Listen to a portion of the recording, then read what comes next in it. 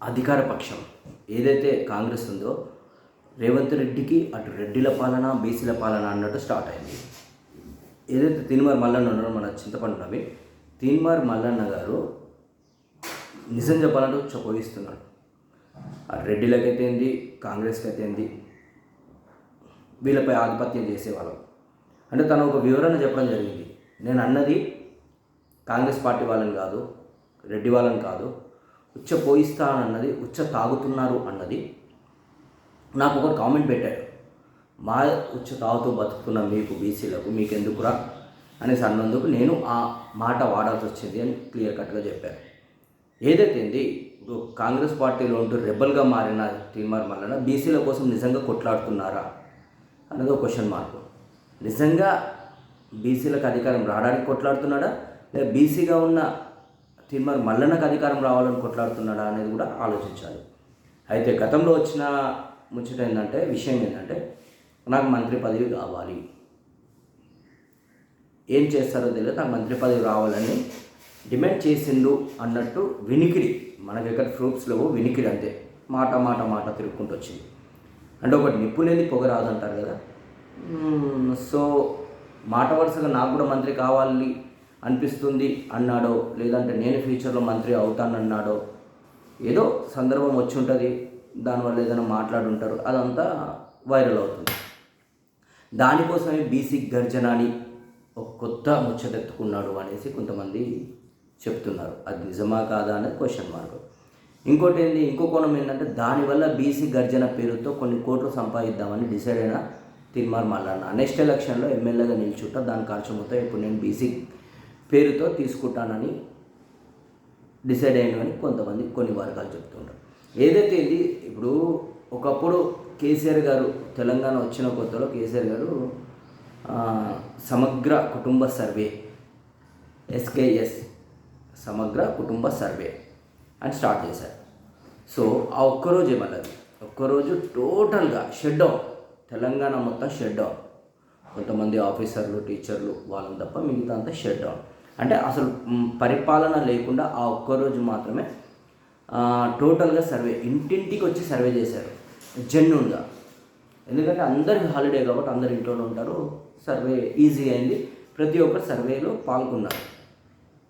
అప్పుడు ఇదే రేవంత్ రెడ్డి ఏమన్నాడంటే వాడు ఎవడో వస్తాడు, వానికి నా డీటెయిల్స్ నేను ఎందుకు ఇవ్వాలి, నాకు ఎక్కడ జాగా ఉంది, నాకు ఎన్ని బండ్లు ఉన్నాయి, నాకు ఎన్ని ఇళ్ళు ఉన్నాయి, నా కులం ఏంది, నా మతం ఏంది, నా పైసలు ఏంది, నా బంధువులు ఎవరు, నేను ఎందుకు ఇవ్వాలి, అట్లా ఓడని వస్తే ముడ్డు మీద తను అన్న మన సీఎం రేవంత్ రెడ్డి గారు తను ఒక సర్వే మొదలుపెట్టాడు. ప్రజాపాలనలో తను కూడా ఒక సర్వే చేశాడు. ఎవరికి హాలిడే ఇవ్వలే, 10-15 రోజులు 20 రోజులు 4 రోజులు టైం పెట్టిండు.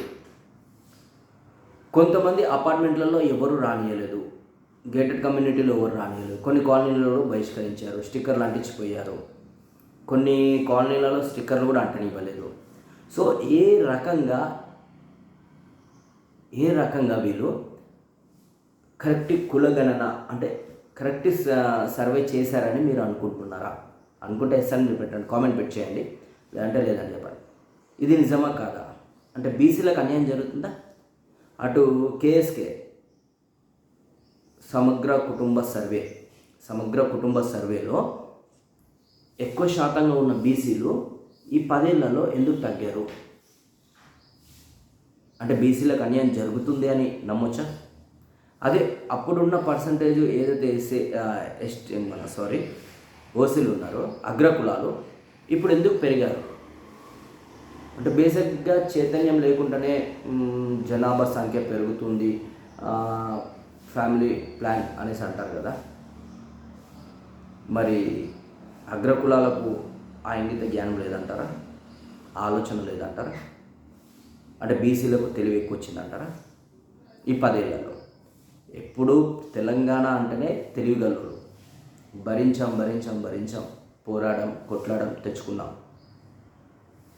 సో అలాంటి కులగణన చేసినందుకు ఎందుకు తగ్గించారు?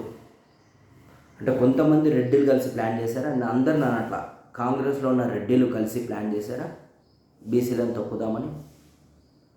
దానికోసమే ఇప్పుడు కొత్తగా ఒక పార్టీ కూడా రాబోతుంది, దానికి అధ్యక్షుడిగా తీన్మార్ మల్లన్న ఉంటాడు అని ఒక వినికిడి వస్తుంది. ఎక్కడ ప్రూఫ్స్ ఇవ్వండి, క్వశ్చన్ మార్క్ అంతే. జనాలు అనుకుంటారు, నేను చెప్తున్నాను అంతే. కానీ బీసీలకు మాత్రం అన్యాయం జరిగింది అని కన్ఫర్మ్ చేసుకోవచ్చు. ఈ నెంబర్ వీళ్ళు ఏదైతే పర్సంటేజ్ ఇచ్చారో దాన్ని చూస్తే బీసీలకు అన్యాయం జరిగింది. అంటే రేవంత్ రెడ్డి ఏం చెప్దాం అనుకుంటున్నాడు, ఎవరికి చేద్దాం అనుకుంటున్నాడు?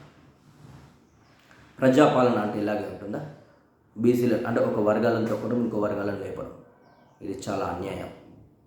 ఒక్కసారి ఆలోచించండి. Thank you.